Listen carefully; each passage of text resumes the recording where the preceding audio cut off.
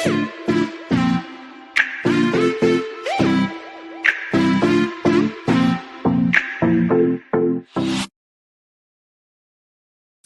दोस्तों, मेरा नाम है Shivam Mahajan and welcome to my channel. Last video में मैंने आपको बताया था कि uniform and non uniform motion क्या होता है। यूनिफॉर्म मोशन में हमारे पास सिर्फ एक ही फॉर्मूला होता है, जो कि होता है speed is equal to distance upon time taken. उसके बाद मैंने आपको वेलोसिटी का भी थोड़ा बहुत हिंट दिया था, एवरेज स्पीड भी बताया था क्या होता है, और उसका एक्सेलरेशन की बात की थी। एक्सेलरेशन हमारा होता है change in velocity upon time taken, जिसका मतलब होता है कि चेंज इन वेलोसिटी में अगर बात करें तो हमारे पास मतलब होता है final velocity minus initial velocity, यानी कि हमारी किसी भी ऑब्जेक्ट की फाइनली क्या वेलोसिटी है उसको हम इनिशियल वेलोसिटी में से माइनस कर उसमें से कर दे अगर हम, और डिवाइड कर दे हम टाइम से, तो हमारा क्या आता है एक्सेलरेशन। जो फाइनल वेलोसिटी या इनिशियल वेलोसिटी का डिफरेंस की बात करें, यानी कि चेंज की बात करें, चेंज को हम फिजिक्स में या मैथ्स में डेल्टा से डिनोट करते हैं। ये जो ट्राइंगल से बना हुआ इसको हम डेल्टा बोलते हैं। तो डेल्टा वी का मतलब होता है change in velocity, delta T का मतलब होता है चेंज इन टाइम। अगर मैं डेल्टा किसी चीज से लगा दूं तो मतलब है कि उस चीज को हम चेंज कर रहे हैं। तो ये होता है हमारा एक्सेलरेशन का formula, delta we upon T. अब एक्सेलरेशन में और क्या चीजें होती हैं और क्या क्या होता है वो आज हम समझेंगे। दोस्तों, जब आपने एक्सेलरेशन की बात की होगी तो आपने कभी ना कभी ये टर्म जरूर सुनी होगी। एक टर्म होती है हमारे पास रिटार्डेशन। क्या होती है रिटार्डेशन? अब आइए समझ लेते हैं। जैसे सपोज कर लीजिए हमारे पास जब हम बाइक चला रहे हैं, हम अपनी स्पीड जब स्टार्ट कर रहे हैं तो continuously with respect to time increase करते हैं। जब हमारी स्पीड अगर कॉन्टिन्यूसली इंक्रीज हो रही है, यानी कि हमारी जो एक्सेलरेशन है हम उसकी स्पीड बढ़ा रहे हैं, एक्सेलरेशन हमारी पॉजिटिव में जा रही है, change in velocity. Change in velocity मतलब फाइनल माइनस इनिशियल। फाइनल हमारी इंक्रीज है और इनिशियल हमारी थोड़ी कम थी। सपोज कर लीजिए फाइनल हमारी 5 मीटर पर सेकंड है, इनिशियल हमारी 1 मीटर पर सेकंड थी, तो यानी कि 5 - 1 इक्वल टू 4। ठीक है, 4 मीटर पर सेकंड स्क्वायर की अगर एक्सेलरेशन है, यानी कि पॉजिटिव एक्सेलरेशन है। अगर पॉजिटिव एक्सेलरेशन है तो हमारी जो स्पीड है कॉन्टिन्यूसली इंक्रीज करती है। बट उसी की बजाय अगर हम अपने स्पीड स्लो करें, जैसे कि सपोज हमारी स्टार्टिंग इनिशियल स्पीड थी हमारी 5 मीटर पर सेकंड, और हम जैसे सपोज गाड़ी जब रोक रहे हैं तो 5 मीटर पर सेकंड से हम स्पीड कर रहे हैं 1 मीटर पर सेकंड, तो 5 माइनस तो फाइनल क्या होगी 1, यानी कि 1 - 5, यानी कि वो -4 होगी अगर हमारी एक्सेलरेशन नेगेटिव में जा रही है। यानी कि अगर जब नेगेटिव एक्सेलरेशन होती है तो हम उसे बोलते हैं कि वो स्पीड हमारी डिक्रीज हो रही है, और अगर पॉजिटिव एक्सेलरेशन है तो हम बोल सकते हैं कि हमारी स्पीड इंक्रीज हो रही है। जब नेगेटिव एक्सेलरेशन होती है तो उसे हम क्या कहते हैं, उसे हम उसके लिए हमारे पास एक स्पेशल टर्म होती है जिसको हम बोलते हैं रिटार्डेशन। तो हमारी पॉजिटिव एक्सेलरेशन हमारी क्या होती है जब हमारी स्पीड इंक्रीज हो रही है, नेगेटिव एक्सेलरेशन होती है जब हमारी स्पीड डिक्रीज हो रही है, और नेगेटिव एक्सेलरेशन के स्पेशल टर्म है हमारे पास रिटार्डेशन। तो अगर हमें कोई बोलता है कि अगर कोई बॉडी रिटार्ड कर रही है, कोई बॉडी रिटार्डेशन में है, तो हम रिटार्डेशन फेज में है, तो हम बोल सकते हैं कि उस बॉडी की speed continuously with respect to the time decrease कर रही है। तो ये मतलब होता है रिटार्डेशन का। दोस्तों, नेक्स्ट चीज है हमारे पास uniform acceleration and non uniform acceleration. Uniform acceleration का मतलब क्या होता है, जब हमारी कोई बॉडी कॉन्टिन्यूसली एक पर्टिकुलर स्पीड, सपोज 1 मीटर पर सेकंड थी, फिर 2 मीटर पर सेकंड होगी, फिर 3 मीटर पर सेकंड होगी, कॉन्टिन्यूसली स्पीड 1 मीटर पर सेकंड की स्पीड से इंक्रीज होती जा रही है, इंक्रीज होती जा रही है। ऐसे केस में हमारी एक्सेलरेशन जो है वो कॉन्टिन्यूसली सेम रहती जा रही है, यानी कि एक्सेलरेशन का अगर ग्राफ करें तो वो acceleration with respect to time constant है।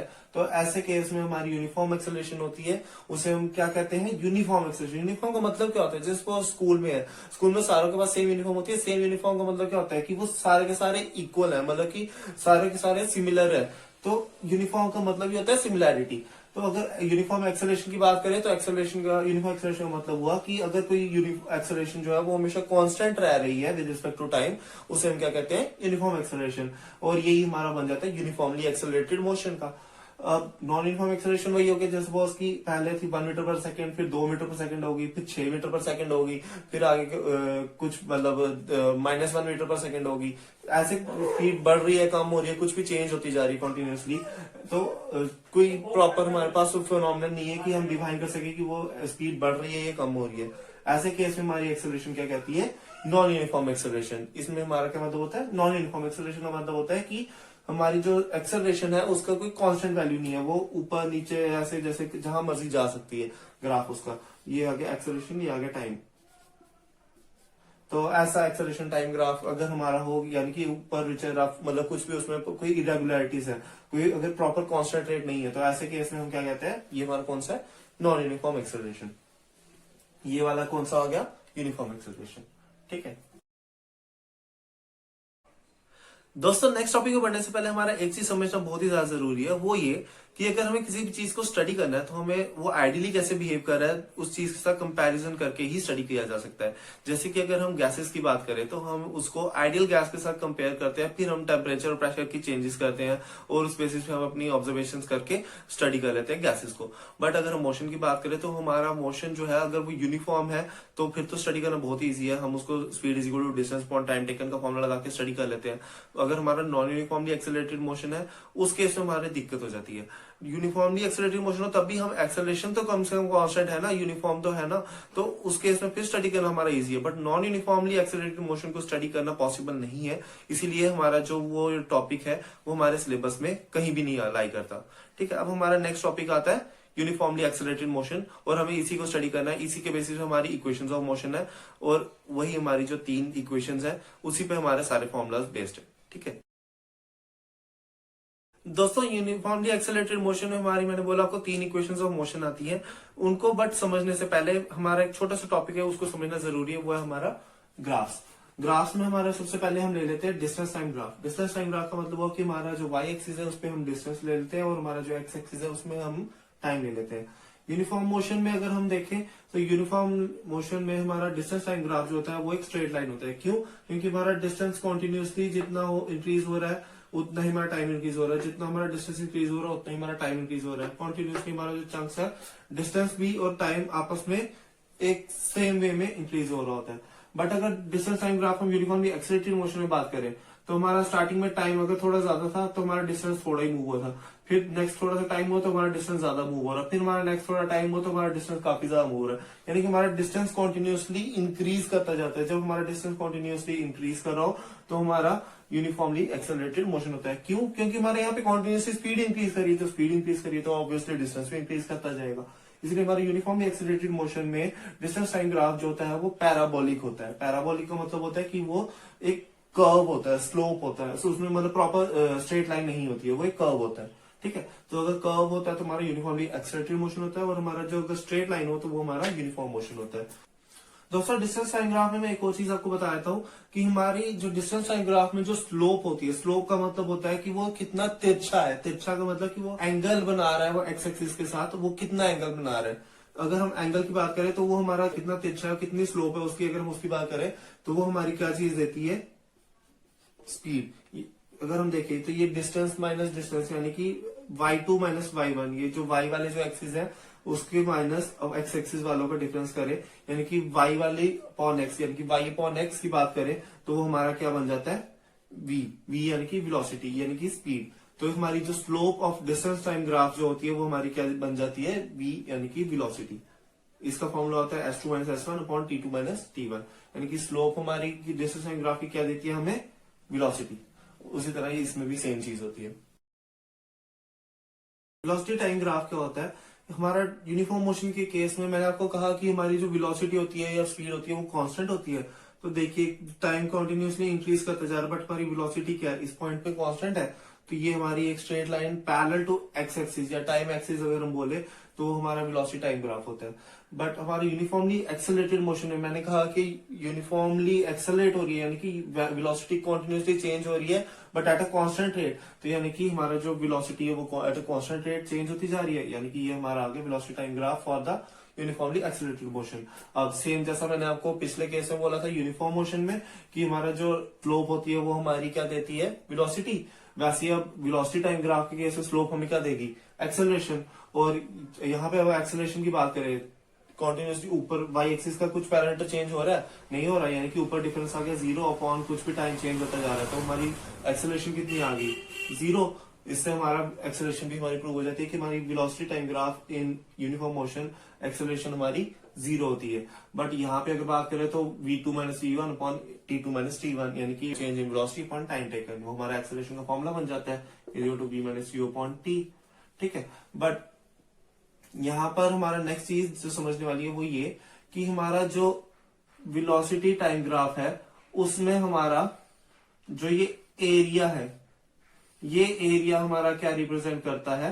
हमारा डिस्टेंस कितना ट्रेवल हुआ है। सपोज कीजिए यहाँ पे मैं 2 पॉइंट्स ले लूं, तो ये जो एरिया है ये हमारा डिनोट करता है कि हमारा डिस्टेंस कितना ट्रेवल हो रहा है। जैसे यहाँ पे v इंटू टी, डिस्टेंस का फॉर्मूला क्या होता है, स्पीड इंटू टाइम। ये एक छोटा सा रेक्टेंगल सा दिखाई दे रहा है, रेक्टेंगल का t2 माइनस टी1, ये लीजिए t1 t2, और ये तो v ही है कॉन्टिन्यूसली, ठीक है। तो v, ये भी ये पावर पोर्शन आ गया v, ये आ गया v, ये आ गया t1, ये t2, यानी कि t2 माइनस टी1 इंटू v, ये हमारा क्या हो गया v, यानी कि स्पीड, और t2 माइनस टी1 क्या आ गया हमारा टाइम, यानी कि 2t, ये आ गया हमारा डिस्टेंस का फॉर्मूला। बट इसके, और यहाँ पे इस केस में हमारा ये एक ट्रेपीजियम दिखाई दे रहा है हमें। ट्रेपीजियम के केस में हमारा जो फॉर्मूला होता है वो थोड़ा सा चेंज हो जाता है, 1/2 इंटू b1 यानी कि लेंथ ऑफ पैरेलल साइड्स का सम, और जो ऑल्टीट्यूड हो उसका मल्टीप्लीकेशन और डिवाइडेड बाय 2। तो ये हमारा क्या निकल जाता है वेलोसिटी टाइम ग्राफ में हमारा एरिया। अब इस एरिया के बेसिस पे, इनके बेसिस पे हमारा जो है वो हमारा इक्वेशंस ऑफ मोशन निकलती हैं। अब आइए पहले वो समझ लेते हैं। आइए दोस्तों हम ग्राफ की मदद से फर्स्ट इक्वेशन ऑफ मोशन को डिराइव करते हैं। तो ये हमारा यूनिफॉर्मली एक्सेलरेटेड मोशन के केस में वेलोसिटी टाइम ग्राफ, जैसा कि मैंने आपको बताया। अब एक्सेलरेशन मैंने आपको बताया is given by slope in the velocity time graph. जो हमारी स्लोप होती है वो हमारी क्या देती है, एक्सेलरेशन। तो मान लेते हैं ये हमारा v2 है, ये हमारा v1 है, ये हमारा t2 है, ये हमारा t1 है। दो पॉइंट्स ले लिए हमने a और b, उस पर हमने डिफरेंट डिफरेंट उसकी वैल्यूज निकाल दी, ठीक है। अब एक्सेलरेशन हमारा क्या है, मैंने आपको बताया स्लोप, यानी कि y अपॉन एक्स, जो भी y वाला जो पोर्शन है अपॉन x वाला पोर्शन, यानी कि v2 माइनस v1। हमारे जो y वाला पोर्शन क्या है, बड़ा हायर वाला माइनस लोअर वाला वैल्यू v2 माइनस v1, और इसमें हमारा हायर वाला माइनस लोअर वाला यानी कि t2 माइनस t1, ठीक है। अब मान लेते हैं v2 हमारा क्या है, v यानी कि फाइनल वेलोसिटी, और v1 को मान लेते हैं हम u यानी कि इनिशियल वेलोसिटी, और t2 माइनस t1 जो हमारा ये जो टाइम का डिफरेंस है उसको हम मान लेते हैं कि हमारा टाइम टेकन है, उसको हम रिप्रेजेंट कर लेते हैं स्मॉल t से। अब v2 की जगह पे मैंने क्या डालना है, v, तो मैंने a एज इट इज रखा, v2 की जगह डाल दिया मैंने v, v1 की जगह मैंने डाल दिया u, और t2 माइनस t1 की जगह मैंने डाल दिया t, यानी कि टाइम टेकन। अब इसको हम शफलिंग करें, t को हम यहाँ पर भेज सकते हैं, at हमारा बन गया v माइनस u हमारा। अब जो u है ये यहाँ पर नेगेटिव है, दूसरी साइड में जाकर पॉजिटिव हो जाएगा, यानी कि v is equal to you plus AT बन जाएगा, v is equal to you plus AT बन गया। ये है हमारी फर्स्ट इक्वेशन ऑफ मोशन। इस तरह हम ग्राफ की मदद से स्लोप अगर हम वेलोसिटी टाइम ग्राफ में निकाले तो हम किसकी वैल्यू, ये first equation of motion derive कर सकते हैं, ठीक है। नेक्स्ट है हमारा सेकेंड इक्वेशन ऑफ मोशन। तो दोस्तों आइए समझ लेते हैं हम second equation of motion. Second equation of motion, जैसा कि मैंने आपको कहा कि हमारा डिस्टेंस से मिलेगा। डिस्टेंस मैंने आपको बताया कि हमारे जो वेलोसिटी टाइम ग्राफ होता है उसका एरिया अंडर द कर्व से मिलता है। तो आइए देख लेते हैं। S इज इक्वल टू, मैंने आपको कहा एरिया, ये हमें एक छोटा सा ट्रेपीजियम सा दिखाई दे रहा है। ट्रेपीजियम का हमारा एरिया का फॉर्मूला होता है 1/2 इंटू जो हमारा ऑल्टीट्यूड हो, यानी कि जो difference between the two parallel sides, और हमारा v1 प्लस v2 यानी कि हमारा जो सम ऑफ पैरेलल साइड्स है उनका सम। तो हमारा एरिया हमने लिख दिया, यहाँ पे t आ गया हमारा distance between the two parallel sides, यानी कि हमारा t2 minus t1। t2 minus t1 को मैंने पहले ही टाइम टेकन t लेट कर लिया है। हमारा v1 और जो v2 है वो हमने, मैंने आपको पिछली बार बताया कि u और v हम लेट कर लेते हैं। तो हमारा ये आ गया s is equal to 1/2 into t into v plus u, ठीक है। अब v जो है मैंने अभी को फर्स्ट इक्वेशन में प्रूव किया, v is equal to you plus AT के इक्वल होता है, तो वो हमने यहाँ पे पुट कर दिया। अब s is equal to 1/2 t into u plus AT, u plus U हमारा हो गया 2u, तो एटी जो है वो साथ में एज इट इज आ गया। अब 1/2 t को हम अंदर मल्टीप्लाई कर दे तो हमारा आ गया s is equal to 2ut upon 2 और 1/2 इंटू एटी स्क्वायर, और जब हमने यहाँ पे 2 कैंसिल कर दिया तो हमारा बन गया s is equal to ut plus half AT square. तो ये हमारी second equation of motion prove हो जाती है। यही हमारी सेकंड इक्वेशन ऑफ मोशन है। इसी के साथ हमें समझ में आता है कि डिस्टेंस जो होता है उसका सेकंड इक्वेशन ऑफ मोशन से हम कैसे फॉर्मूला निकाल सकते हैं। डिस्टेंस के लिए हमें याद रखना है कि जब भी हमें डिस्टेंस निकालना है तो वो हमारे वेलोसिटी टाइम ग्राफ में एरिया के थ्रू निकलता है, और हमारा जो एक्सेलरेशन की बात करें तो वो हमारे वेलोसिटी टाइम ग्राफ में स्लोप निकलती है। बस इतनी दो चीजें अगर हम याद रख ले तो हमारा जितना भी ये इक्वेशन है वो इजीली प्रूव हो जाती है। आइए हम नेक्स्ट स्टडी करते हैं थर्ड इक्वेशन ऑफ मोशन। आइए दोस्तों थर्ड इक्वेशन ऑफ मोशन समझ लेते हैं। थर्ड इक्वेशन ऑफ मोशन समझने के लिए हमें ग्राफ की कोई जरूरत नहीं है। हमें जो हमारी फर्स्ट टू इक्वेशन हमने प्रूव की, यानी कि v is equal to you plus A t, और सेकंड इक्वेशन जो हमने प्रूव की s is equal to U T plus half a t square, इन दोनों का ही यूज है। आइए पहले इसमें देख लेते हैं हमने फर्स्ट का क्या यूज करना है। v is equal to you plus A T हमें मालूम है। यहां से हम u को अगर इस साइड भेज दें और a को हम उसके नीचे भेज दें तो हमारा क्या बन जाएगा, t की वैल्यू निकल जाएगी। इस t की वैल्यू को फिर हमने सेकंड इक्वेशन में पुट कर देना है।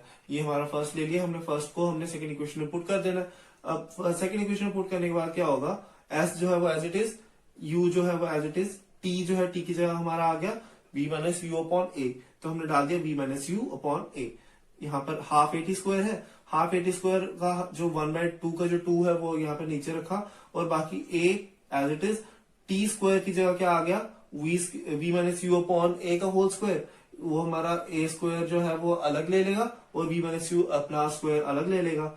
ए upon a square upon b raise to the power m हमारे पास होता है ना, a raise power m upon b raise power m. तो इससे हमारा स्क्वायर जो है वो दोनों को अपना अपना मिल जाएगा। अब v माइनस यू का होल स्क्वायर जो होता है वो हमारी आइडेंटिटी लगा दी, a का हमारा एक स्क्वायर के साथ कट जाएगा, तो यानी कि a और एक 2 बच जाएगा नीचे, और यहाँ पर हमने मल्टीप्लाई कर दिया u को अंदर, uv बन गया और ये u स्क्वायर बन गया, तो uv minus U square upon a, और यहाँ पर हमारी आइडेंटिटी लग गई v square plus U square minus 2uv। a plus b का होल स्क्वायर हमारे पास होता है a square plus b square plus 2ab, but यहाँ पर माइनस है तो यहाँ पर a माइनस बी का होल स्क्वायर हम लगा देंगे, is equal to A square plus B square minus 2ab। तो यहाँ पर बस इतना सा ही फर्क है, माइनस प्लस और माइनस का, यहाँ पे हमने माइनस लगा दिया, माइनस 2uv बन गया। तो v square plus U square minus 2uv upon 2a। उसके बाद में s जो है वो एज इट इज, यहाँ पर uv है, uv के अब यहाँ पर नीचे हमारे पास दिखाई दे रहा है, हमें एलसीएम ही लेना पड़ेगा, कुछ और ऑप्शन है हमारे पास। यहाँ पर हमारा कुछ कॉमन नहीं निकलेगा, कुछ हमारे पास हो नहीं पाएगा, इसलिए हम इसका एलसीएम ले लेते हैं। 2a है यहाँ पर और यहाँ पर सिंगल a है, तो हमने यहाँ पर 2 जो है इसके साथ मल्टीप्लाई कर दिया ऊपर नीचे, तो ये हमारा 2a बन गया और हमारा एलसीएम निकल गया। तो हमारा 2 हमारे पास ऊपर क्या है, uv plus U square, uv minus U square, तो हमने वो एज इट इज रखा, और राइट साइड पे प्लस जो बीच का था वो एज इट इज, फिर v square plus U square minus 2uv, v square plus U square minus 2uv upon जो हमारा एलसीएम निकला था यानी कि 2a। उसके बाद में हमारा 2a जो है वो हमने यहाँ पर भेज दिया, ये ट्वाइस as बन गया, और यहाँ पर 2uv बन गया, 2 को अंदर जो मल्टीप्लाई किया हमने, और minus as it is 2u square बन गया, फिर v square plus U square minus 2uv। अब माइनस 2uv और ये प्लस का 2uv आपस में सीधा कैंसल, एक u स्क्वायर प्लस का, और यहाँ पर 2 माइनस जो है वो u स्क्वायर है, तो यहाँ पर जो 2 है वो कट गया u स्क्वायर के साथ, बचा हमारा यहाँ पे सिर्फ माइनस यू स्क्वायर और एक b स्क्वायर, यानी कि v स्क्वायर और एक माइनस यू स्क्वायर। तो v square minus U square is equal to 2as, हमारी third equation of motion prove होगी। इसी के साथ हमारी 3 इक्वेशन ऑफ मोशन प्रूव हो चुकी है। आइए अब हम पहले समझ लेते हैं वो तीनों इक्वेशन है क्या। दोस्तों जब हमने यूनिफॉर्म मोशन खत्म किया था उसके बाद हमने यूनिफॉर्म मोशन में यूज होने वाले फॉर्मूले भी हमने साथ में पढ़ लिए थे। वो था हमारा एक ही फॉर्मूला था, speed is equal to distance upon time taken. अब नॉन यूनिफॉर्म मोशन में हमारे यूनिफॉर्मली एक्सेलरेटेड मोशन जो हमने खत्म कर ही लिया, तो उसके साथ ही हमारे जो 3 फॉर्मुलाज है वो हम समझ लेते हैं। वो हमारे 3 फॉर्मुलाज क्या है, 3 इक्वेशंस ऑफ मोशन। वो हमारा first is v is equal to you plus AT, second s is equal to U T plus half AT square, third हमारा v square minus U square is equal to 2as। इसकी observation देख लेते हैं। s है हमारा distance, t है हमारा time, u है हमारा इनिशियल वेलोसिटी, v है हमारा final velocity and a is acceleration. इन्हीं 5 पैरामीटर्स के ऊपर हमारा नॉन यूनिफॉर्मली मोशन, यानी जिसमें हमारा नॉन यूनिफॉर्म मोशन में कौन सा, specially uniformly accelerated motion. Non uniformly accelerated motion हम स्टडी नहीं करते हैं, मैं आपको क्लियरली पहले ही बता दूं। यूनिफॉर्मली एक्सेलरेटेड मोशन जो हम स्टडी करते हैं उसमें हमारी ये 5 पैरामीटर्स की वजह से ये 3 इक्वेशंस ऑफ मोशन बनती है, और ये इक्वेशंस हमें याद रखनी है, ये बहुत ही ज्यादा इंपॉर्टेंट है। हमारे जितने भी न्यूमेरिकल्स बनते हैं, जितने भी हमारे एमसीक्यूज बनते हैं, वो मोस्टली इन्हीं 3 इक्वेशंस के ऊपर ही बनते हैं। तो आप चाहे तो एक बार इसका स्क्रीनशॉट ले सकते हैं।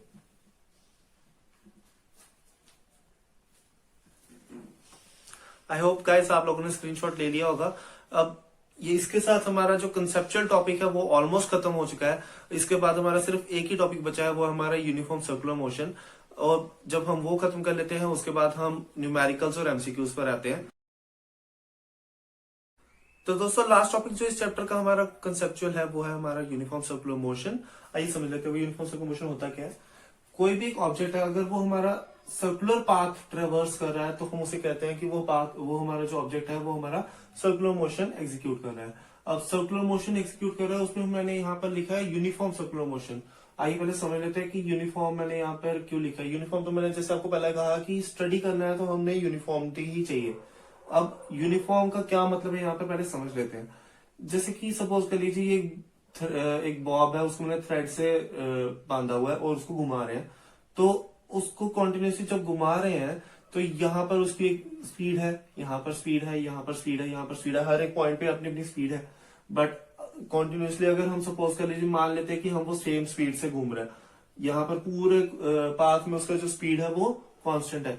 बट क्या यहाँ पर डायरेक्ट जब भी हमारी टेंडेंसी क्या होती है सर्कुलर मोशन में कि जो सर्कुलर मोशन में जो भी ऑब्जेक्ट एग्जीक्यूट कर रहा है वो टेंजेंशियल डायरेक्शन में मूव कर रहा होता है। किस डायरेक्शन मूव कर रहा होता है? टेंजेंशियल डायरेक्शन में। जैसे कि सपोज इस पॉइंट पे है तो इसका टेंजेंशियल डायरेक्शन बन गया यहाँ पर, तो वो हमारा ऑब्जेक्ट जो है वो इस डायरेक्शन मूव कर रहा है। बट यहाँ पर जो अगर हम बात करें तो वो इस डायरेक्शन में मूव कर रहा है, यहाँ पर बात करें तो इस डायरेक्शन में मूव कर रहा है, यहाँ पर बात करें तो इस डायरेक्शन में मूव कर रहा है।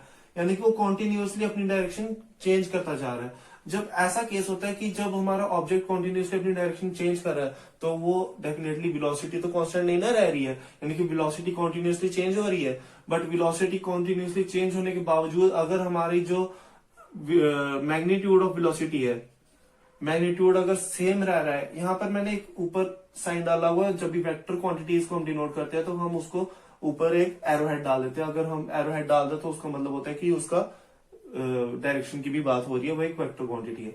अब इसका मैग्नीट्यूड जो है, मैग्नीट्यूड मैंने कहा आपको वेक्टर क्वांटिटी में दो होते हैं चीजें, एक मैग्नीट्यूड और एक डायरेक्शन। अब मैग्नीट्यूड जो है मैंने कहा वो चेंज नहीं हो रहा है, यानी कि मैग्नीट्यूड जो है इसका v1 is equal to v2 is equal to v3, इस तरह से v1 v2 v3 के साइड में मैंने जो यहाँ पे डैशेस डाले हैं ये असल में मॉड कहलाते हैं। इसको हम बोलते हैं मॉड। मॉड का मतलब होता है कि इससे हमारे वेक्टर क्वांटिटी का मैग्नीट्यूड डिनोट किया जाता है। अब जब ये ऐसा केस है तो यहाँ पर हम देख सकते हैं कि तीनों जो वेलोसिटीज है उनका मैग्नीट्यूड सेम रह रहा है, यानी कि जो स्पीड है, जो उसको मैग्नीट्यूड वाला पोर्शन है, यानी कि स्पीड जो है वो कॉन्टिन्यूसली सेम है, बट हमारी सिर्फ डायरेक्शन चेंज करी है। तो ऐसे मोशन को हम कहते हैं यूनिफॉर्म सर्कुलर मोशन, जिसमें हमारी वेलोसिटी की सिर्फ डायरेक्शन चेंज हो रही है बट उसका जो मैग्नीट्यूड है वो सेम रह रहा है। और इसमें हमारी तीन चीजें समझने वाली आती है। सबसे पहले एंगुलर डिस्प्लेसमेंट। एंगुलर डिस्प्लेसमेंट होता है थीटा, इसको हम थीटा से डिनोट किया करते हैं। थीटा हमारा डेफिनेटली हम जानते भी हैं, थीटा हमारा एंगल डिनोट करता है। तो एंगल की जो हमारा निकालने का फॉर्मूला होता है वो होता है आर्क अपॉन रेडियस, और इसका जो यूनिट होती है वो होता है हमारी रेडियंस। फिर एंगुलर वेलोसिटी। एंगुलर वेलोसिटी क्या हो गया? एंगुलर डिस्प्लेसमेंट क्या हो गया कि वो कितना डिस्प्लेस कर रहा है एंगल। एंगुलर वेलोसिटी क्या हो गया? कितनी स्पीड से एंगुलर डिस्प्लेसमेंट कर रहा है वो। एंगुलर डिस्प्लेसमेंट को हम डिनोट करते हैं ओमेगा से। ओमेगा का फॉर्मूला होता है थीटा अपॉन टी, यानी कि एंगुलर डिस्प्लेसमेंट अपॉन टी, जैसा कि हमारा सिंपल वेलोसिटी में होता है। उसके बाद इसकी यूनिट आती है रेडियंस पर सेकंड, और लास्ट होता है हमारा एंगुलर एक्सेलरेशन। एंगुलर एक्सेलरेशन हो गया कि ओमेगा अपॉन टी, यानी कि रेडियंस पर सेकंड स्क्वायर। तो ये हमारा होता है यूनिफॉर्म सर्कुलर मोशन। इसी के साथ हमारा जो कंसेप्चुअल टॉपिक है हमारा इस मोशन चैप्टर का वो सारा खत्म हो चुका है, और अब हम न्यूमेरिकल्स और एमसीक्यूज पर फोकस करेंगे। To get more updates, open YouTube. Search for the channel Scoop of Success.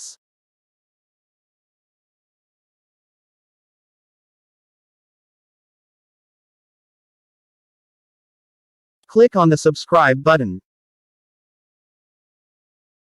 Press the bell icon and click all to get notified of new videos.